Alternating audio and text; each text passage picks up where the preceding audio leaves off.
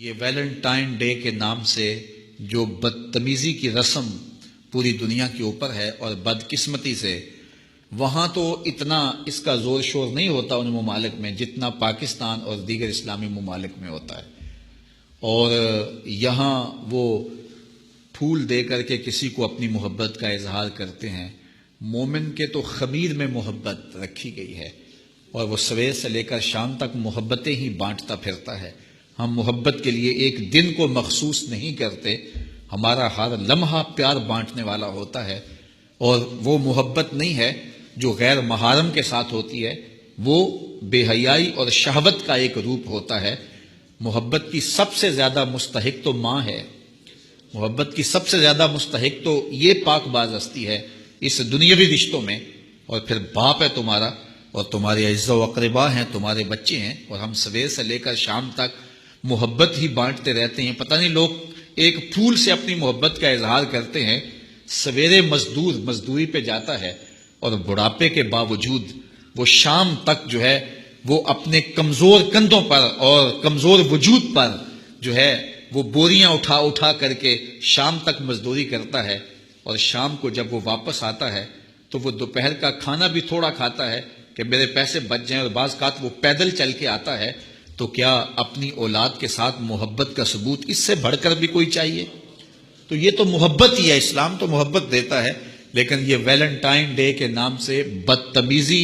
اور بھیا باختگی کا ایک پروگرام ہے۔ مسلمانوں کو ایسی رسمیں، اگرچہ ایسی رسموں کے نقصانات نہ بھی ہوں جو مغرب سے آتی ہیں یا دیگر جو ہیں وہ لا دین قوتوں سے آتی ہیں اور یا کسی اور دین سے آتی ہیں، ان رسموں کی بھی نفی کی گئی ہے، چہ جائے کہ وہ رسم جو اسلام کے بنیادی مزاج کے خلاف ہو۔ ہر دین کی کوئی پہچان ہوتی ہے، اسلام کی پہچان حیا ہے، اور اگر آپ مجھے پوچھیں کہ اسلام کا دوسرا نام کیا ہے تو میں کہوں گا اسلام کا دوسرا نام دین حیا ہے۔ تو ہمیں تو اس کا سبق دیا گیا ہے، تو ہمیں اپنے بچوں کو بھی اور اپنے ملنے والوں کو بھی سختی سے، نفرت کے ساتھ اس کی نفی کرنی چاہیے، اور ہمیں محبت کا جو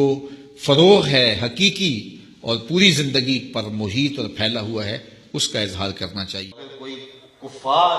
اور دوسری قوموں کے ساتھ مشابہت کرے گا تو جس کے ساتھ اس نے مشابہت اختیار کی وہ انہی میں سے شمار ہوگا۔ اب مجھے یہ بتائیے کہ وہ اسلام جو اتنا غیرت مند ہے کہ ایسے امور میں بھی مشابہت گوارا نہیں کرتا جو اسلام کے کسی واجب اور فرض سے نہ ٹکراتے ہوں، اور ایسے امور سے میں بھی مشابہت گوارا نہیں کرتا جو عبادت کا رنگ ہو، تو وہ ایسی رسموں کو کیسے گوارا کر لے گا اور اپنے اندر جذب کر لے گا کہ جو اسلام کے بنیادی مزاج سے ٹکراتی ہوں۔ تو آج اپنے عقیقے ولیمے سے لے کر کے اپنی شادی بیاہ کی ساری تقریبات کا ہم جائزہ لیں کہ ہمارا کیا کیا انداز، ہمارے کیا کیا تیور بن گئے ہیں جو اسلام کے مزاج سے ہی ٹکراتے ہیں۔ یہ ویلنٹائن ڈے کے نام سے جو بدتمیزی مغرب سے میڈیا کے ذریعے ہمارے تک پہنچی، اور پھر نسل نو نے اپنی نفسیاتی کمزوریوں کی وجہ سے اس کو اختیار کیا، اور آج اگر منبر و محراب سے اس کے خلاف آواز اٹھائی جاتی ہے تو یہ بات کہہ دی جاتی ہے کہ تم تو ہماری آزادی پر پابندی لگاتے ہو۔